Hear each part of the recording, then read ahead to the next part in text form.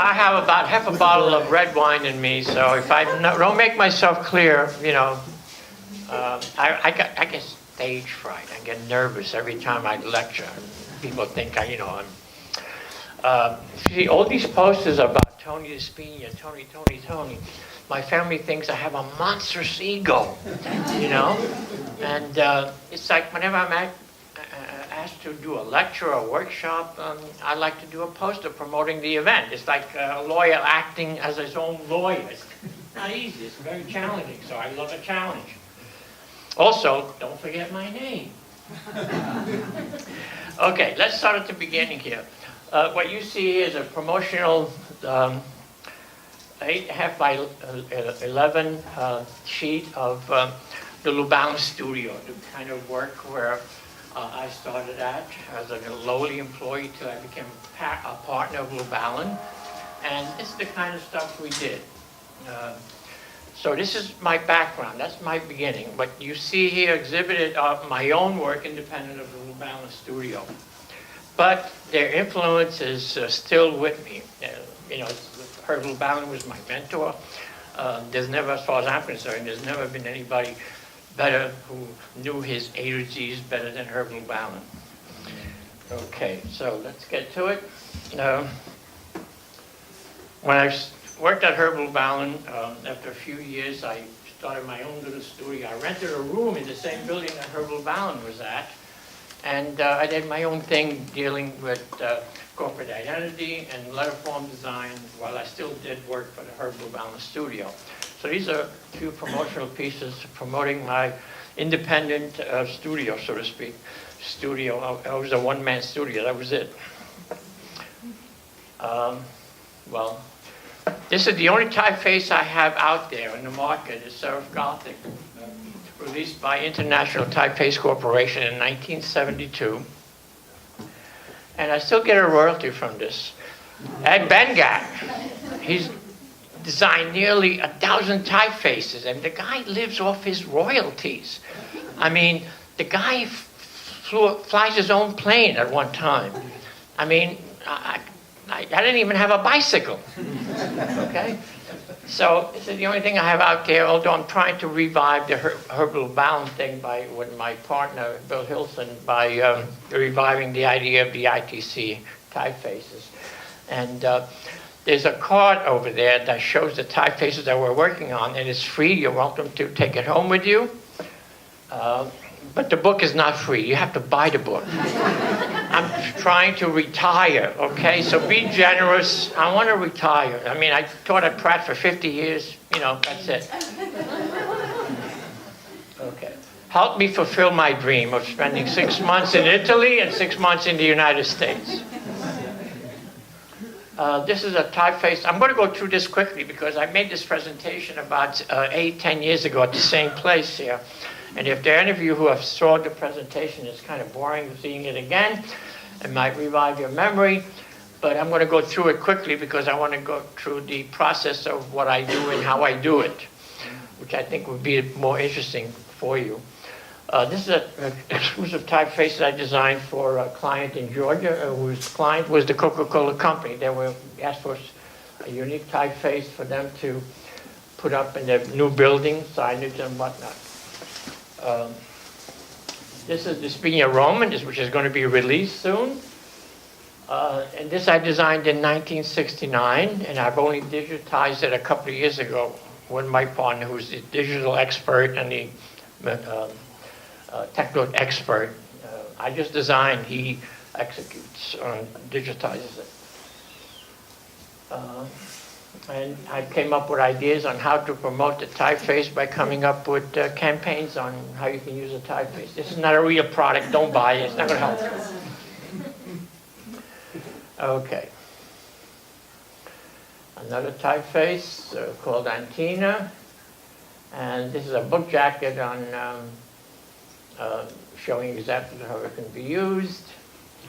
Another example of how you can use. By the way, I designed this jeans. Okay.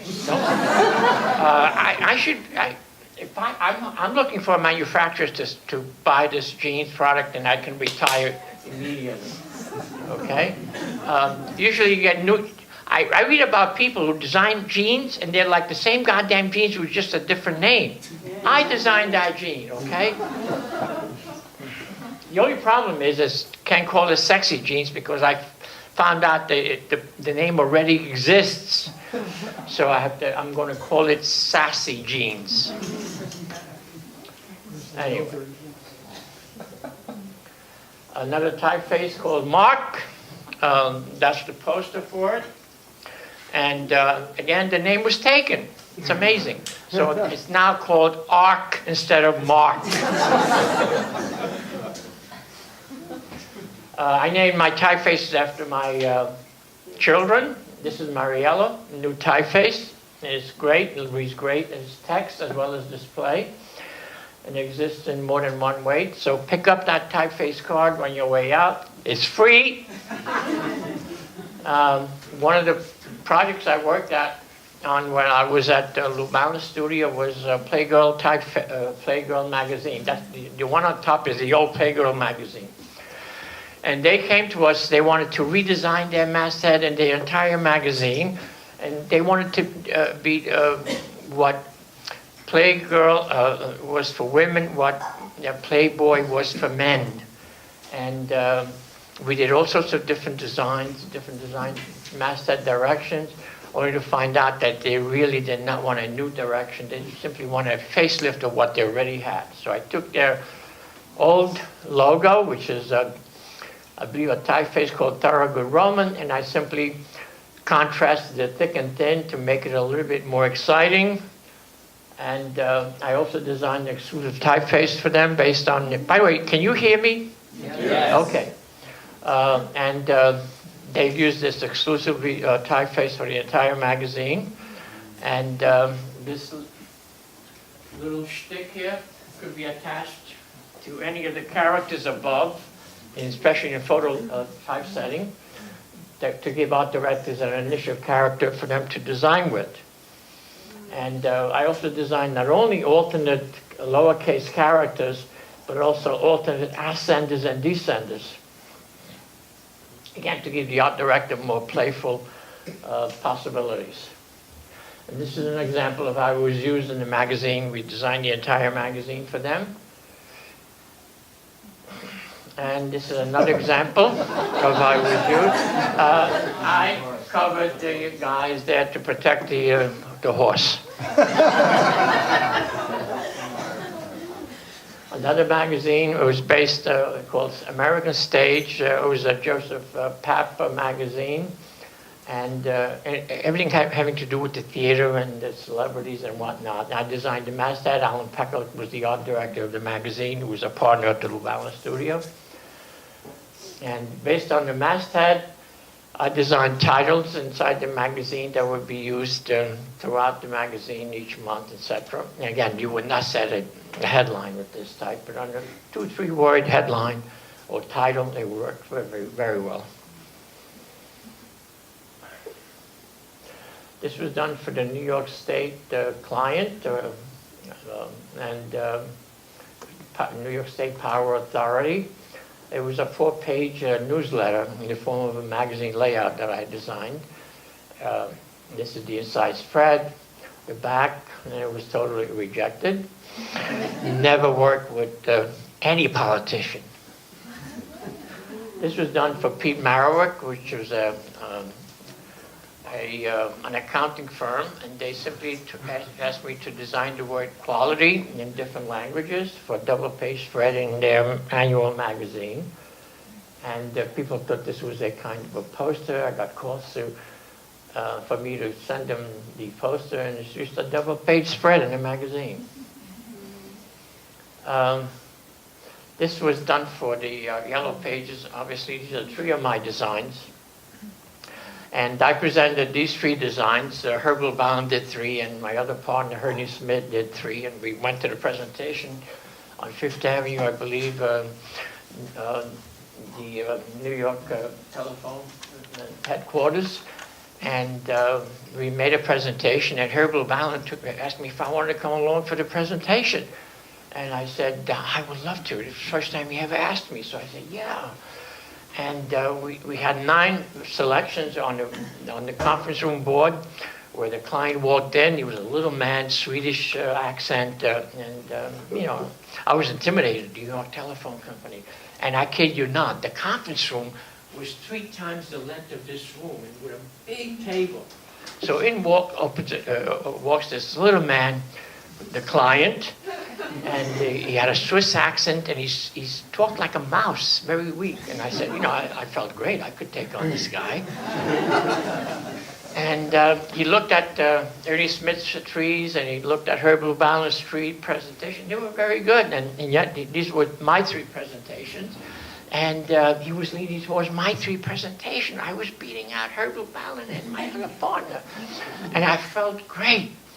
And he finally said, I like this one. I love this one. Only you have to make it more legible, because the poor housewife will not be able to read that. I blew up. I said, what the fuck is there to read? It's the yellow pages. It's been around for ages. The pages are yellow. The cover is yellow. What the fuck is there to read? And he shrank. He was a short guy. He shrank even lower. And Herb Lubalin rolled up his eyes, looked at the ceiling, and said, Tony, wait outside the door. So I was waiting outside the door, and I was listening. And he said to the client, he said, don't worry, if you like that one, we'll fix it. We'll make it more legible. Okay. So we made it more legible, and this is what he ended up with. But to my eye, that's like an 11-character ligature. You know how difficult it is to do that? Anyway, on the way back to the studio, we get into a taxi. Herb Lubalin doesn't talk to me after 15 minutes. He looks at me and says, Tony, you need to work on your salesmanship. He never took me on another presentation again.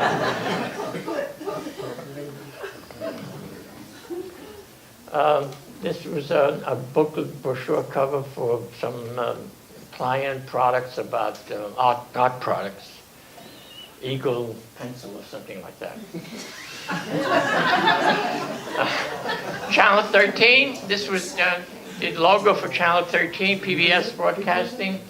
And it lasted for about 15 years, and then the client went to another design studio. And if you look at Channel 13 now, it's a piece of typography, it's a piece of shit. Okay? But the idea of combining 13 into a ligature identity was unique. That Herb designed, I worked on it. And they asked for the exclusive typefaces to go with that 13 logo, and we did this. I designed this for them. And ABC TV 75, 76, during the 75, 76 season, ABC television. An art director came to us and came to me, wanted to design a 3-dimensional ABC 75, 76 season brochure for the programs they want to put out that year. And they had gone to the idea to build it 3-dimensionally into chrome or plastic rather, and anyway, 3-dimensional, and they couldn't afford to do that, so they asked me to do something, and I did this, which is based on a typeface called Corinna, and I dimensionalized it, and I had it airbrushed, and that's what they bought. This was done for Lou Dorsman at CBS, he was not only creative director at CBS, but he also had his own private clients, and he gave me this theme about the American dream. And it was supposed to be something that was going to be promoted in bus stop shelters with the plexiglass background, etc. This was sort of a pastel sketch I presented to him. He ended up buying this one, except the black background was going to be a very dark blue because the light was supposed to be fused through the plexiglass in one of the bus stop shelters. So this is the one they bought. This was a construction firm, or construction firms that knocked down buildings and constructed buildings. So I decided to take their name and do a block of buildings. And they rejected the whole thing. Schmucks. I love to work 3-dimensionally because when you think about any identity in three-dimensional, it's like you think in terms of a sculpture. If any of you are familiar with Igarashi, who's a Japanese designer who's fantastic, I love him. He does fantastic work in three-dimensional sculpture. And if it works in three-dimensional sculpture, you know it's going to work in any manner, shape, or form that you use it. This is First Place, which is a bank in Texas, and the number of their bank was called literally First Place, so that's the reason for the name here.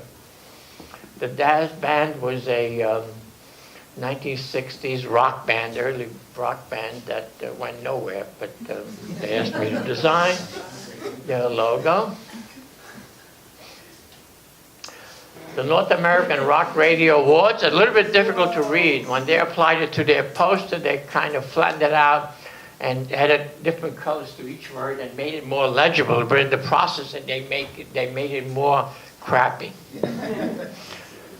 So, you know, legibility is important, but sometimes, you know, it looked better in black and white than what they did in color to it. I wish I should. Anyway, Art Museum of South Texas was a building designed by Philip Johnson, the famed art director. And my idea was to take the AMST and actually build it out of the structure of the building, projected from the building facade in three-dimensional form, so that when the sun would rise up in the morning, it would cast these beautiful AMST shadows. You know, the deeper the shadow of the sunrise, etc. I thought that was an intriguing idea. My client loved it. My client was Philip Johnson. He loved it. When he presented it to the client, his client, they rejected it. Half of the stuff I'm going to be showing you today are rejects, by the way. That's why I'm so poor. I'm still struggling to make a living. The USA stamp was done for the federal government during the 1976 bicentennial year. They asked us to design a bicentennial stamp. And I came up with this. What happened? They rejected it. Assholes. Okay. This is one of my favorite pieces, but remember this. I'll show you later on how I used it in another problem successfully. That makes a wonderful stamp. Come on. Again, politicians, you can't sell it. Try sell it. You ever see Trump with his fucking hat? Ugly looking hat? That's a metaphor for how stupid he is. Okay. AIDS was done for a campaign during the 80s, was where Ronald Reagan and his wife Nancy, you know, just say no, bullshit. And the idea of promoting and kicking AIDS. And they're responsible for the epidemic as far as I'm concerned. Anyway, but this was a promotional thing that was done for the international soccer teams. It was sponsored by people like Pelé, famous Brazilian soccer player, as well as Liza Minnelli, etc., sponsored by her. And they used it all over the world. L'Oreal is an interesting story. They asked us to design their logo, and we literally presented about 36 different design directions for them, and they rejected every one of them. This was one among them. And funny thing is, 2 years later, they came back to us and asked us to redesign and do another number on their logo. And we presented maybe 24, a little bit less, and they rejected everything again. So I don't know why companies do that. Maybe they don't want to pay their taxes. They rather pay designers to explore things. Some of them are real, some are not. Some are challenges I gave myself because I always enjoy working on things that I look at. I mean, I don't drive. I ride the subways. I look at just advertisements of subways and buses and see the crap and say, what would I have done if that client had come to me? So some of this stuff is solutions to problems that I gave myself, challenges I gave myself. So these are solutions waiting for real clients. And there are about 100 of such things that, again, same problem. Solutions I gave myself, challenges I gave myself. Some of them were done in contests. Believe it or not, This was done for Paul McCartney. After the Beatles broke up, they started a group called the Wings, and they asked the studio to design their logo. So I came up with that. Fucking Paul rejected it.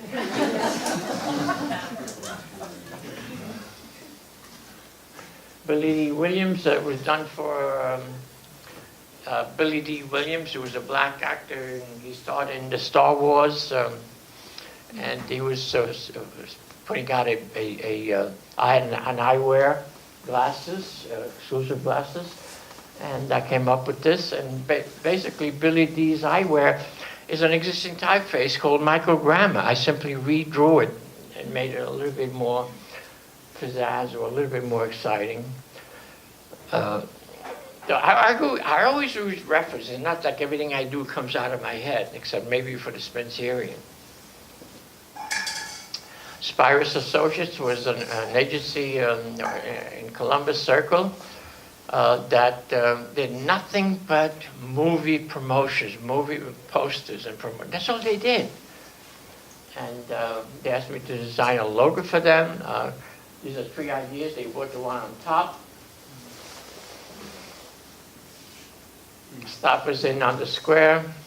Now I'm going to speed things up because I want to spend time showing you the process and spend time on forcing you to buy my book. This is done as I always enjoy working on challenges and problems that even non-profit organizations, which this was, you know. If anybody calls me and says, I want you to work on this, there's no money, you know, I again, take it as a challenge, and I enjoy it, doing something that would help them promote their organization and philosophy that I agree with. Silver Mine Guild Arts Center is a museum, and it's a museum as well as a school in Connecticut, and they're on right near the highway, on a highway, and I designed this identity for them, and I designed this cube that would be on their lawn, where one side of the cube would be die cut, and a light would be inside the cube, and it would be shot up into the sky near the highway. It was like the Batman signal. You know, I thought it was a great concept. Again, they didn't buy it.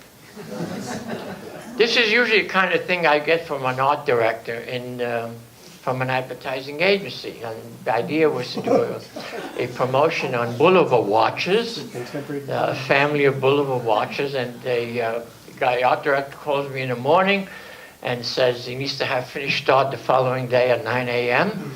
And he gives me this sketch. And he tells me he wants it to look like a Victorian turn of the century family album kind of thing. So I started sketching, and 2 hours later he calls me up and he says he only has $200. And I said, fuck you. You know, I have to do somersaults, work all night, and, you know, give me a break. It's ridiculous. So that was the end of it. I mean, I'm willing to do somersault for clients who treat you, respect you as a designer, but, you know, it's like somebody gives you a job Friday afternoon at, you know, 5 o'clock, and while they're playing golf on the weekend, you're working your ass off the weekend to get their stuff by 9 a.m. the following Monday morning, you know. And fine, I can do it, but be reasonable. Another client from an advertising agency, this was for Talon zippers. The client went to an illustrator to do the illustration of a zipper, and he kind of didn't like how things were working out, so he called me up and said, can I do something with the headlines? So this is what I came up with. Remember the USA stamp that was rejected by the federal government? Here it is, except I had to turn it into a zipper, and I have a zipper alphabet in my garage that I never released. There were about 4 or 5 different headlines on there. I have a whole alphabet. I have a whole alphabet, a zipper alphabet. Okay? So if you need a zipper alphabet, let me know. Herb Lubalin went to Ireland for a couple of weeks with a photographer. We were doing a campaign on promoting Ireland, and he came back with about 2,000 photographs. And I was asked to design a brochure, promotional brochure for Ireland. And Herb Lubalin designed the Vanguard letterform logotype, which I executed. And on the cover of this brochure, I decided to simply put this beautiful pastoral scene of sheep on a green meadow. And I didn't want these goddamn photographs up front, because inside the brochure there would be plenty of tourist photographs. But the client insisted on putting those photographs up front. But after making the presentation to the client, he rejected everything. And I'm kind of glad that he did reject it, because if you look at that sheep photograph, there's a lot of sheep dip all over that green field that we would have had a hard time brushing out, airbrushing out. But again, it's a good idea that the client never appreciated. This was done for CBS Lou Dorsman, simple concept that he never bought. I'm always amazed about intelligent, creative art directors that sometimes even they fuck up. They don't realize, come on. Great body, believe it or not, was, what do you think it was? It's a shampoo. Okay? Rejected. This was done for the American Medical Association. It was a Herb Lubalin design. It took me a whole week to make this work into the brain section, which Herb wanted. It's a Herb Lubalin idea that I spent literally a week trying to make it work. It's almost like graffiti, but this was for a book jacket that Louis Sealy designed for Random House. It's called Servants' Hall. I forgot what the hell the content was all about. The academy was about an academy in upstate New York. I don't know what kind of academy it was, but it's an academy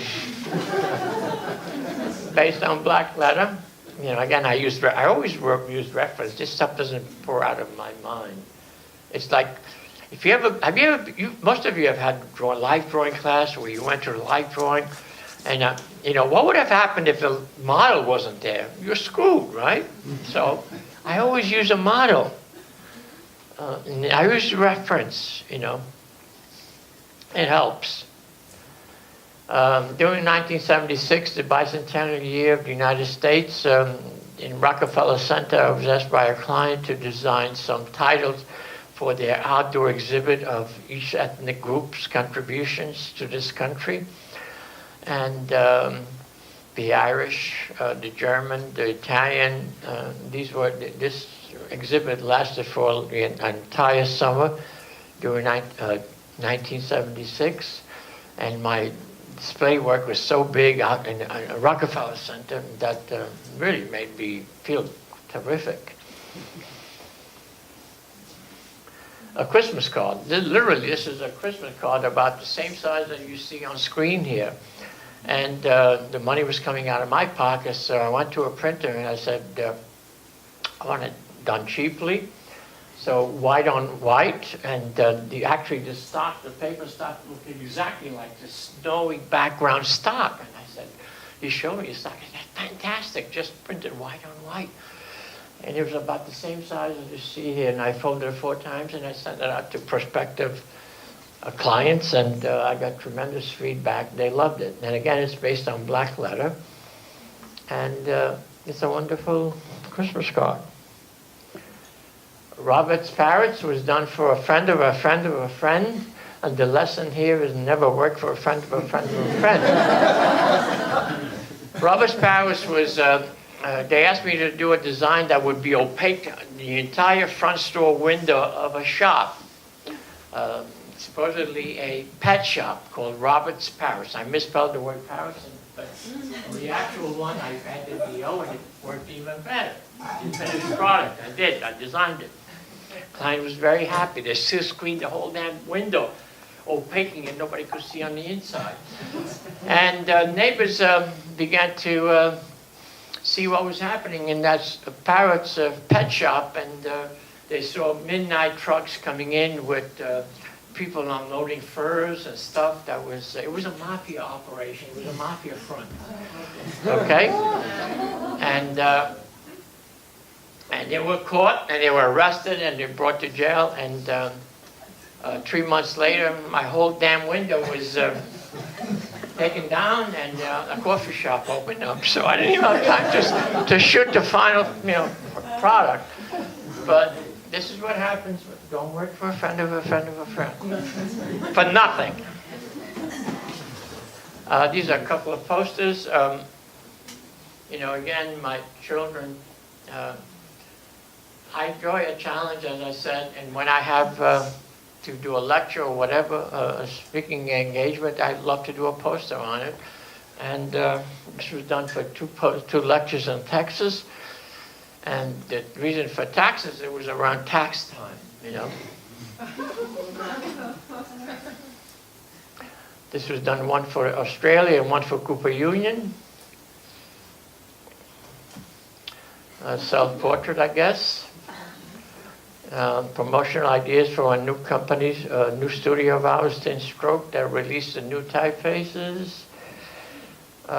This is my comment on the where Bush beat Al Gore during the 2000 election. The Republican Party literally got screwed, and that's my commentary on that. So, this is why again, Spencerian, which is what this whole event is all about, and this is how it all starts, starting with a sketch. This was particularly for the Society of the Cancer Society anti-smoking campaign poster. This is the first sketch for a poster for them, and this is how things developed from rough sketch to finished sketch to finished print. And that's the whole process, and I'll get into more details later on. Tiffany asked me to design a logo for a new boutique store that they were opening on Fifth Avenue, and called the Tiffany Salon. They also wanted a T for an identity, as an emblem for itself. And these are just three different variations of they want in Spencerian. And Tiffany Salon by itself. And this is the shit they ended up with. They rejected everything, and this is what they ended up with. Their own in-house department. Now, that's shit. Okay? So how do you deal with, this is what one of the frustrating business about what we do, where you give them the best things and they end up with crap. was done for the Life magazine. I forgot what the hell they were using it for, what U was all about, but this is a pencil sketch of the design that they actually bought. And this is a negative print of what I sent them. Imported from Brooklyn, was done for an advertising campaign. The Reagan presidency. Life, Liberty, and the Pursuit of Happiness was done for an advertising campaign for the Canadian Club Whiskey. This is a sketch, a print of a sketch. It never went to finished art because it was rejected. This was bought by a client. The biggest problem I had were to put the I incorporated in type, and I decided to incorporate it in Spencerian right within the logo. And I have samples of it here that you can check out, a closer look. Again, Spencerian, to me, whenever I worked on it, it's always like, I think of a ballet, motion and movement, like a conductor's baton.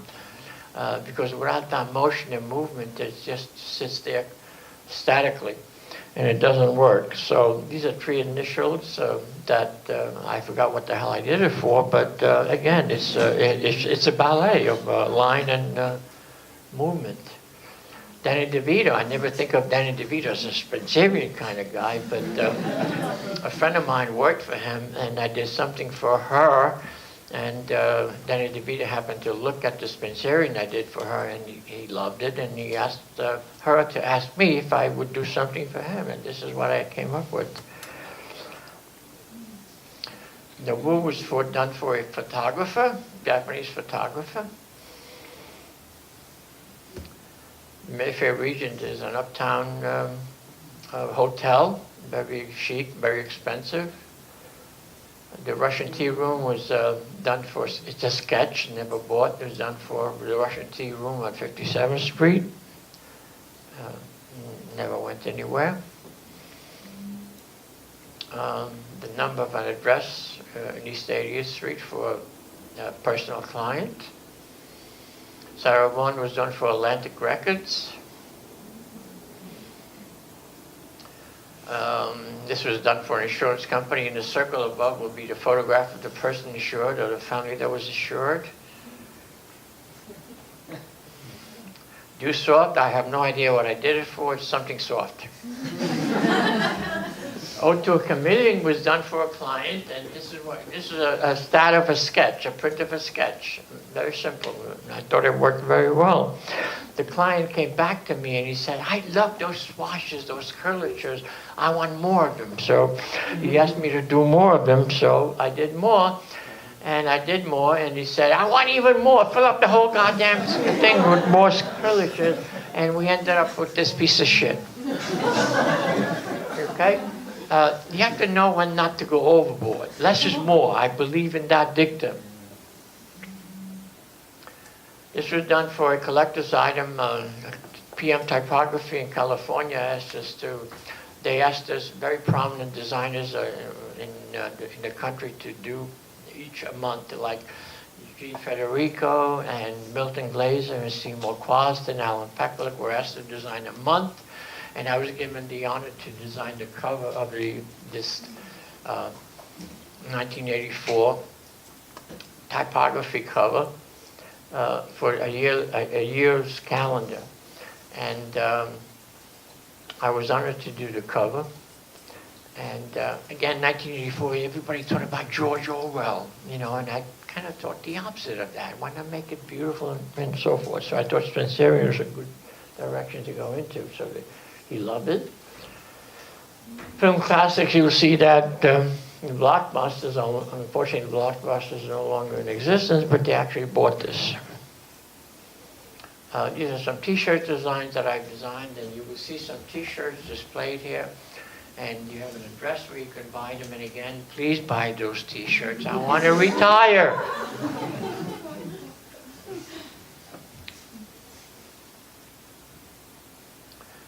Actually, this is also done for a t-shirt where I actually painted on an actual t-shirt with permanent weatherproof paint. And it was a bitch to do, but I was kind of happy to see how, again, the letterform is keeping the thin stroke thin, so that painting on a t-shirt fiber, you know, it was quite a challenge. And I thought again, the contrast between thick and thin, I was very happy with. And again, some t-shirts and tote bags that you can get. Although the tote bags are no longer available, but the t-shirts are available. Not from Alfalfa, it's a new client for you. Order from England, very nice people. This was done for a Robert Altman film, where I was asked to design the title treatment for a wedding. Again, it worked very. Dick Hess was the illustrator. He was a beautiful illustrator. And this was done for Hopper Papers. Ernie Smith and I designed this whole thing. And we actually had the eyes. This was like literally a mask where you cut it out and you have the eyes cut out and you would actually wear it in your face and walk into a bank and stick it up. Adele was done for Billboard magazine, Artist of the Year. This is the introduction spread, where they asked me to do a Spencerian treatment with a kind of Spencerian frame effect. They were very happy with the results. And this is Herb Lubalin. When I became a partner of Herb Lubalin Associates, Graphiste magazine did a story on us, on our studio, and I suggested that Herb Lubalin do the Superman bit. And I designed this title on this t-shirt. It was rejected because the Graphiste had a policy of not putting personalities on the cover. So this was the next best thing that we did. And they bought this. You guys can hear me, right? Okay. Prior beer was an imported beer that was double dark, and it was so expensive that it came in a 4-pack instead of a 6-pack. And they had to reflect the exclusive, upper scale, expensive quality of it. Heart of Gold was done for Robin Nedboy, who was an ex-student of mine at Pratt, who said, fuck the design business, and she went into the product business, and she became very successful. And she came out with these beautiful products and asked me to design these titles for her products. This is a line of cosmetic products. Squid in your own ink. I guess some strange request by an artist who was having an exhibit at the Pittsburgh Museum. And this is the size of a painting, artwork, and she gave me the titles of a painting called Squid in its Own Ink. I don't know what the hell it was all about. But she said, I want you to do it in Spencerian. I love your letterform. So I did it in Spencerian. And she silk screened it on a wall of the museum that big in relationship to her artwork. So my work is going to be exhibited at the Pittsburgh Museum, bigger than her work. You know, I was so flattered and honored. So, and the thing is, she was part of a group exhibit. She came up with the concept. And because she was part of a group exhibit, in the newspapers, when they reviewed the exhibit, her name was mentioned because it stood out like crazy. And so she achieved her objective to stand out amongst the crowd of the other artists that were exhibited. So it was a client concept, and I was simply asked to do the Spencerian. This is a former student of mine at Pratt, who is a terrific designer in Istanbul, Turkey. And she was given this assignment where she was given to work on the initial exhibit of a museum, like the modern art, like the Modern Art Museum in Turkey, Istanbul. And she said, this is the initial museum exhibit of artists, why not call it starter? So she asked me, her old teacher, to do a Spencerian thing, and I came up with this thing. And these are all the artists that are exhibited at the museum. And these are all the paraphernalia that were distributed for the first initial exhibit. And there she is, very serious client. She was my student. She's a wonderful student, very creative, but very fucking serious. Okay? Anyway. Phil Puka was a client, not a client, a student at Pratt in the graduate design program, and she came up to me. She says, Tony, would you do my name in Spencerian? Phil Puka is my nickname, and she's a beautiful young blonde. She comes up to me, she says, can you do my name? I want to turn her into a tattoo. How the fuck can I refuse? So anyway, so this is what I came up with. Her name was Phil Puka. And this is where she put it on the wrong there. And the tattoo artist fucked it up. She made the tattoo artist made the thin strokes 3 times as thick, and it really screwed up because Spencerian is a beautiful contrast between thick and thin.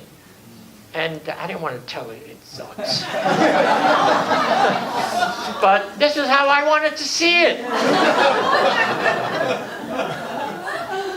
You know, I think that's beautiful. And from that, I got this idea of doing a book on people's names, as long as they volunteer, and they have to wear my name on their bodies for the rest of their lives. You know, this is not a book idea of mine. This was an not a client, but a friend of mine who worked at the Lubalin studio, and whose parents owned a sanitation business in Minnesota. Again, asking to do their identity. And usually sanitation is like garbage, you know, garbage.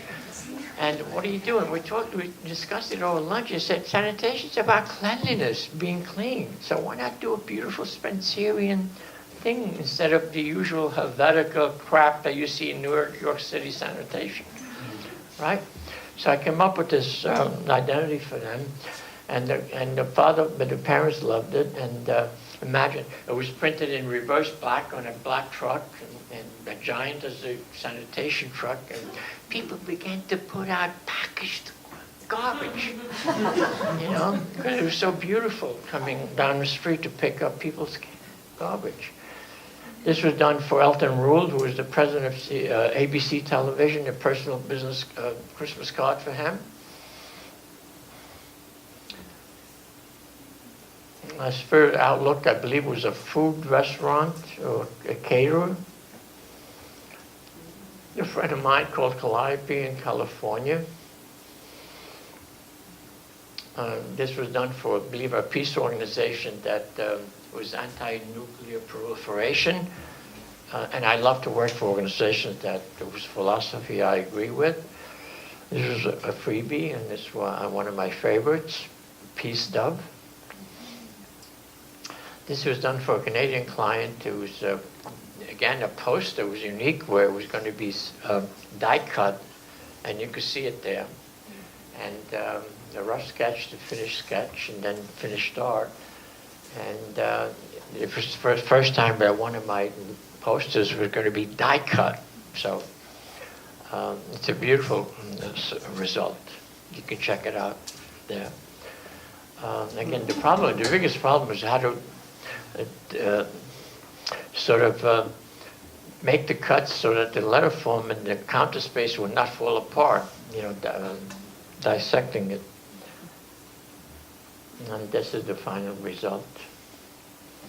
My first book is out there. Don't leave without buying my book. I want to retire.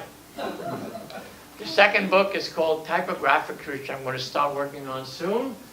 And again, it's going to be everything to do with typographics. And my third book's and graphics applications, concepts. And 60% of it is going to be all about my reject, which I think is going to be more educational to students and professionals than the regular work that I'm known for. So look for these book covers in the future. But I wanted to do a very thick book at the beginning, and this was the title I wanted to work on, and I decided against it, you know. And my children said it's offensive. I'm going to start with Spencerian Letterforms, and people think I use templates and so forth, and this is the only pair of templates I have, and they're totally useless, okay?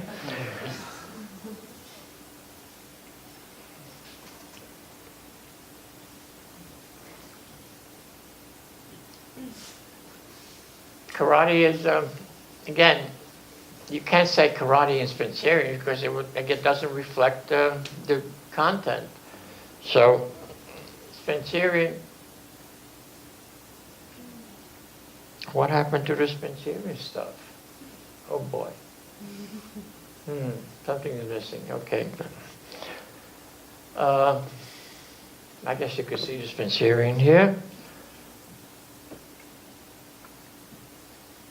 This was done for a client in my native island of Ischia. It's a tourist garden called Giardini Poseidon. And this was a solution I came up with them, and they rejected it. I wanted to give it away as a freebie as long as they gave me full lifetime membership, but they rejected it. This is one of my favorite pieces. And this was done for a client of mine in Ischia, my native island, were simply promoting a beauty boutique where they dealt with, hair salon, makeup, and nails, etc. This was a friend of mine on the island. His name is Taki. Believe it or not, he's Greek, and he does wonderful. He's a great artist. He does wonderful ceramic work, and he asked me to design a sign for him, and he used it. And, so every summer I take off to Ischia, my home island, and I do things that I enjoy doing. And this is a triptych portrait, you might say. I love pussy. I'm sorry, I mean, again, it's the wine talking, okay? Again, I like to do personal work, and this is The Waiting Widow. It's a watercolor illustration, another watercolor painting. I do some sculpture. And this is a poster that I had an exhibit on the island of my work, personal work. And this is called The Door to Paradise, which is a toilet seat with an old knocker on it to piss off my neighbor. And Mondo Cane, which is a dog sculpture that I found that I painted the world on. And wearing glasses, smoking a cigarette, and taking a crap at the same time. And this is a view from my roof terrace in Ischia, Italy, an island off the coast of Naples. So if you're ever in Naples, give me a call. We'll have a cappuccino together and discuss life, liberty, and the pursuit of happiness. My own personal business identity. And small poster that you can buy for $100 if you're interested. And voila, that's the end. Anybody have any questions? Any questions? You like my class. When I ask any question, you're quiet. Then they wonder why they're not learning anything. Here we go, Tony. Yeah. Yell out. Who are the guys that you respected in lettering, fellow lettering artists at the time when you were working? When I was a student at Pratt Institute, I followed the work of Tom Carnese, whose work is amazing, along with Herb Lubalin. They had an exhibit at my school, and that was it for me. I never saw anybody's work better than what they did. So in terms of typographic design, to me, there was none better than Herb Lubalin and Tom Carnese, period. That was it. I mean, there were others, but they were the supreme masters.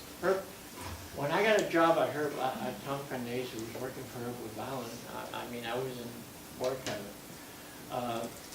When I met Herb Lubalin, it was like every day going to work there was like, it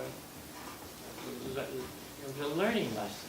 We couldn't help but learn from what he did. I mean, everything I'm about in terms of as a designer, as a communication graphic designer, not just a lettering artist, is I got from Tom Carnese and Herb Lubalin. I owe it all to them. They were the, as far as I'm concerned, the supreme masters that are unbeatable. Even there are young designers today that do great stuff with typography and letterform designers, but they are the epitome of designers. Anybody else? Yes. Your lettering style, or the Spencerian style, is very different from traditional Spencerian. So I'm wondering how the name Spencerian came about. Well, if you look at traditional Spencerian books that the Lubalin studio had a collection of, the idea was, it's like, we use those books for reference, just like using a life model in a life drawing class for reference, but you do your own thing, not to copy what they already did, but to use it as a springboard to do your own thing. So I and I try, whenever I work on a Spencerian thing, what do? I'm always trying, I spend like a lot of time, and this is the thing that I'm going to be showing you. 80% of my time is, as I explained in the book, is spent in design development. The execution part, you know, people are impressed by, oh, how the hell did he do that with the pencil and so on, you know, that's crap, that's execution, that's not exciting. That's just technical stuff that you do on the board. But the exciting part is the design development stage, where you arrive at a new twist, at a new letterform, at a new combination of characters that excite you. That's what you struggle to get to. And once you get to that, you find something that you're happy with, you have arrived. So what's been done is to be used as a springboard to what you're going to do. Not to copy, not to redo what they did, but to help you push it forward. And that's what excites me. A creative artist doesn't just copy and reduplicate what's in existence. He tries to take what's been done and push it further, as far as he can.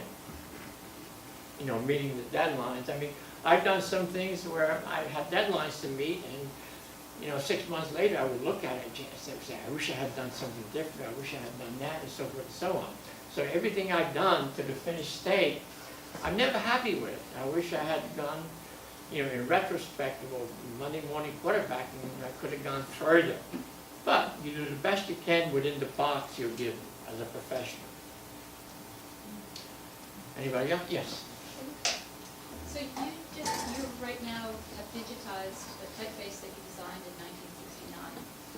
Did you, what was your process? Did you digitize it, and what were some of the compromises or benefits of digitizing typefaces? I designed typefaces throughout my professional career, and I would sketch them out and I would put them away. And about 10 years ago, I got together with a partner of mine, Bill Nilsson, who teaches at Pratt with me. And he's a digital expert. He's a technical expert.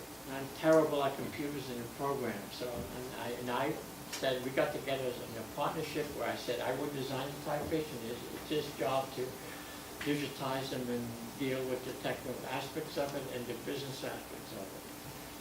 So, some of the typeface, the Spigna Roman, which I showed, was designed in 1969, but it's always been in my garage shoebox, and when I got together with my partner 10 years ago, we began to revitalize that. So we designed the Spigna Roman with italic in one weight. We hope to do additional weights, and he's digitizing it. And yeah, I'm working side by side with him, digitizing it, and I'm gonna. He drives me crazy. I drive him crazy because getting what I want. He tells me why it cannot be done. It's got to be this, and this is the grid, and this is the point, and this is the. And I say, fuck that. You know, I don't want the computer controlling my design. Okay, I want my design to visually freeform my vision. Okay, and even though the computer technical stuff you have to deal with, that's you can't ignore it. But every execution in digitized, even the ones that I've done finished, when I look at the digital finished stuff and compare it to my sketches, even as rough as my sketches are, why are my sketches more exciting than the finished digital stuff? Thank you. Okay? Thank you. You know, but you have to deal with the technology of today. You know, I'm still designing stuff with ink and white paint and pen point, and I can't give that away. Clients want it digitized. So I have to give my finished sketch to a digitized artist and do the best he can with it. And, you know, you have to make some compromises. So technology is controlling everything. But very few people can discriminate and appreciate the difference between a handcrafted work and a digitized work. I can tell the difference.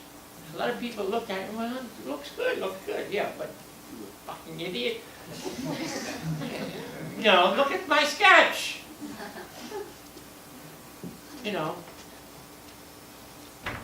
So I get very frustrated. And I want to kill my 6H pencil. My assistant sometimes. I'm sorry. Could you contrast the way you're feeling now with this digitization and when you started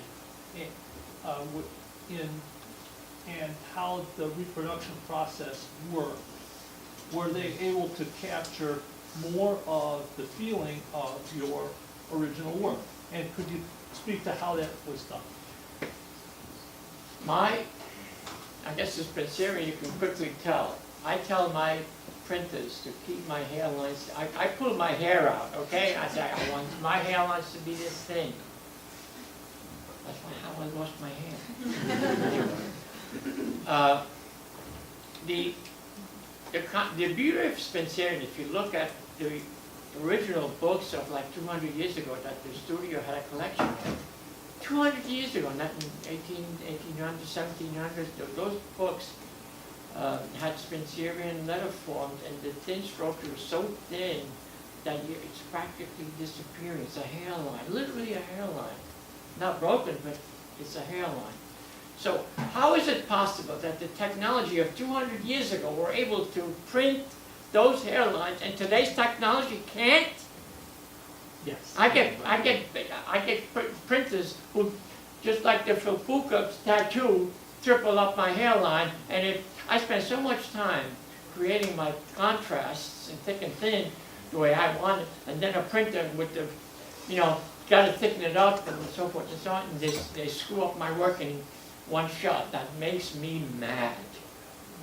And it takes, like, I have to fight every time to keep my hairlines thin. And the original artwork can be this big, and yet you reduce it to a business card this big, and you could hold it beautifully to a thin line. It can't be done. Even a tattoo.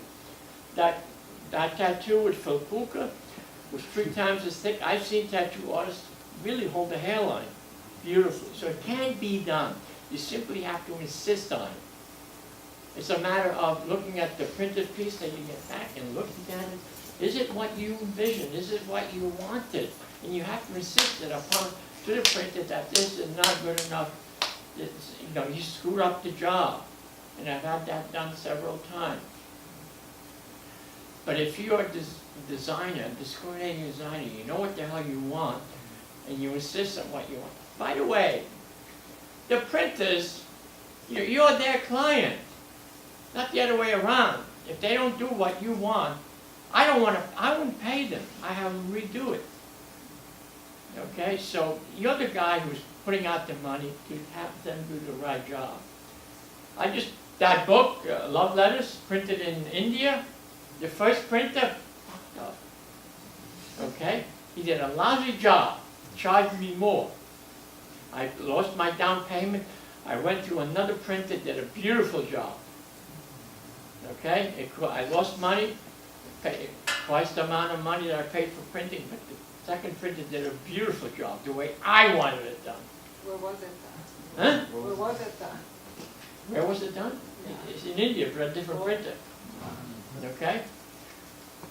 And when we went back to the first printer with the second printer's product to print the book, he said,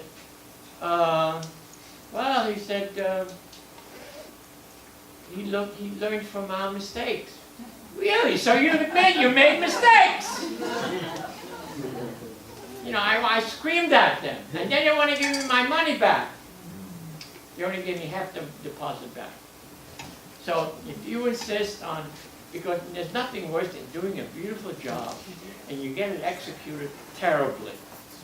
You spend so much time doing beautifully and some idiot who's a functionary production person screws it up for you. I mean, you want to kill that guy. Right? I mean, that's how I feel. So, yeah, you cannot ignore the computer, and it's can't ignore that. I get it, it's new technology. But as a designer, you want the technology to express your vision of your work, and not the other way around. You don't want the technology to control the way it should look. You know? And it can be done. Technology, I'm not saying that technology sucks. No, it doesn't. I love the computer, even though I hate it. I have a love-hate relationship with the computer. But it's how you use it. So my point is that you're the designer, and they're there to serve your needs, your vision, not the other way around. You're paying them, they're not paying you. Imagine you're paying them to do a lousy job? No. So, you insist. If you insist, don't pay for a lousy job. That's my philosophy. Redo it, do it again. And deal with people who take pride in what they do, who can have an aesthetic sense, or an appreciative aesthetic sense. Because if you deal with a functionary 9-to-5 person, you're going to get crap all the time. And that to me is unacceptable. Because it reflects poorly on me. If I accept a lousy job, it tells you that I'm a lousy designer. Okay. Anybody else? Okay. Time to, again, I have examples here of original artwork, from sketches, from roughs to finished art, and different styles of letterform, Spencerian, so it doesn't matter what the letterform is. Spencerian, this is always the same. Pencil sketching, this is the finished pencil sketch, but there are about a dozen sketches in between to get to this stage. So it doesn't matter what the letterform is. But it's not the final thing. To me, the excitement is getting to this stage, the beginning to the end, where it takes, by the way, it's not like this is a couple hours work, this could be a couple of weeks work. Okay? And people always wonder, yeah, it's only one word, why is it so much money?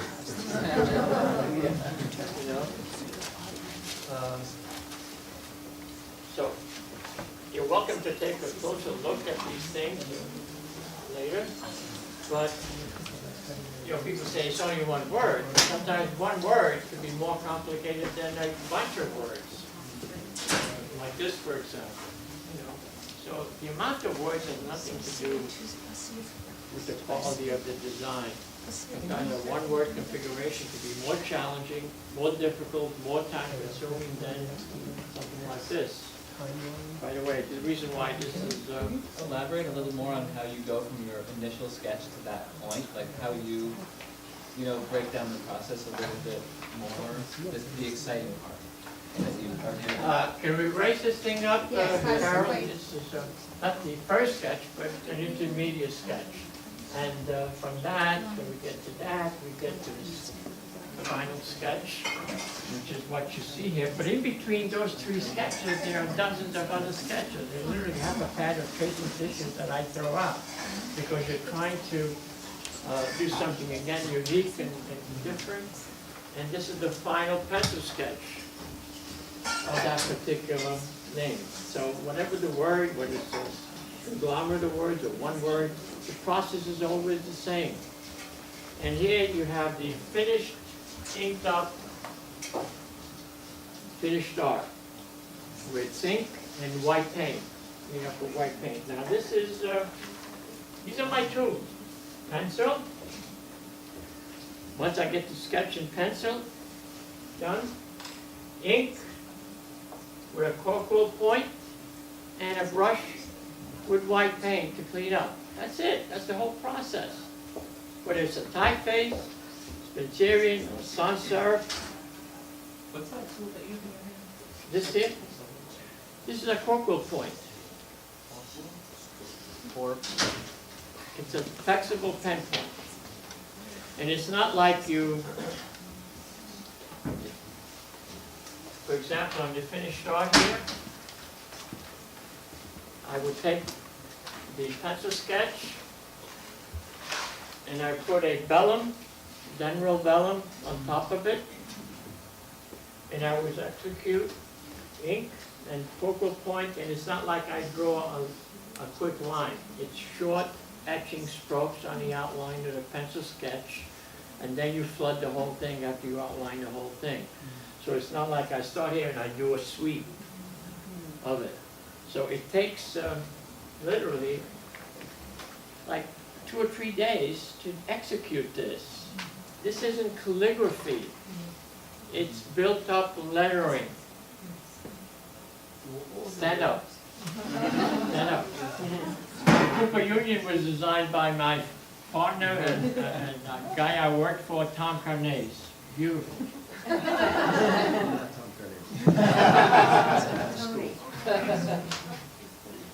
Tony, Yeah. Has anyone done a video of you doing this? Somebody did. Video or a film? Yeah, somebody did actually, and they thought I would be doing it very quickly in calligraphy. I spent like a whole day doing a 3-line character thing, and maybe they got tired of it, and they never showed it to anybody, you know?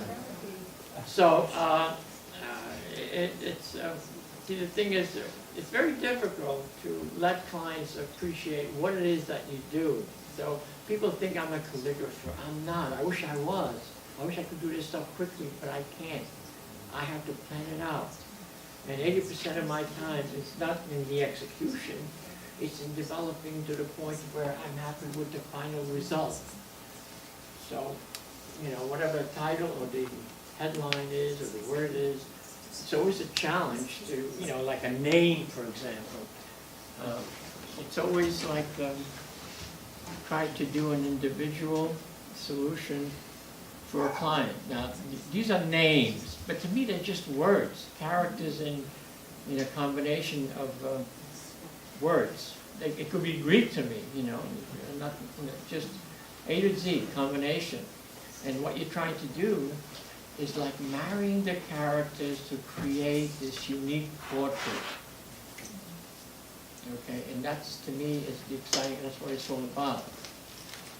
And I spent a lot of time trying to create the best possible, it's like a photographer who has a family, portrait of a family, and you say, you know, you move over here, you get over here, you do that, this and that.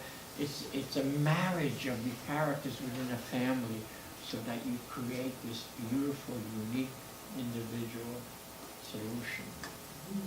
I'll give you my Post-it notes.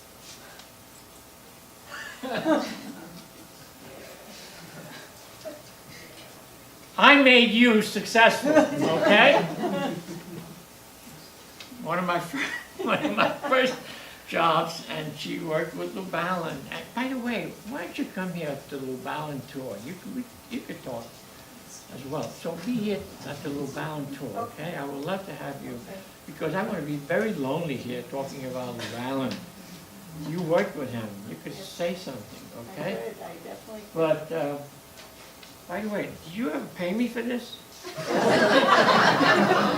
was a birthday present. What's his birthday present? Just 5 letters. She hasn't aged a day. Jesus Christ. You know, your mouth has gotten a bit dirtier, though. Yeah. You didn't talk that way. I didn't say anything dirty tonight, did I? In the age of Trump? Come on. Anyway. Yes. When you do the Spencerian lettering, do you start with like a single stroke and flesh out the fixing things, or do you start with the variable pressure? Now I look at all the characters within the word or the title. And it's like in life drawing class when you're asked to do a model drawing, you look at the whole thing, not just the shoulder and bit parts, you know, you do the whole thing. And you try to sketch the whole thing at once, to see the relationship from one character to the other. Again, a good design is like a marriage of characters within the word. People don't read characters in a word. You read the entire word. As a matter of fact, this is one of Herb's philosophy about kerning and spacing. If you have to read individual characters in a word, you're a retard. You're a self-made retard. I'm not talking about, you know. You read, when you look at Coca-Cola, do you read the C-O-C-A-C-O-L-A? No, you read the whole damn thing. Speed reading, you know. So that's why we at the Lubalin Studio appreciated the idea of type kerning and letter spacing, because we look at the whole word and you read all the characters. So you don't read individual characters. When you look at a word that's so widely spaced and you look at the individual, to me, that person needs to take my class. Herb Lubalin always said that the Gutenberg set type wrong, okay? Because for the same reason that he didn't group the characters together. Nobody reads characters, you read words. When you read a sentence, you read the whole damn sentence. You you don't read the individual word to get to the end unless you are a slow reader. Okay? And I'm not talking about people who are slow reading. I'm talking about self-made slow readers, self-made retards. And there are people who are self-made retards.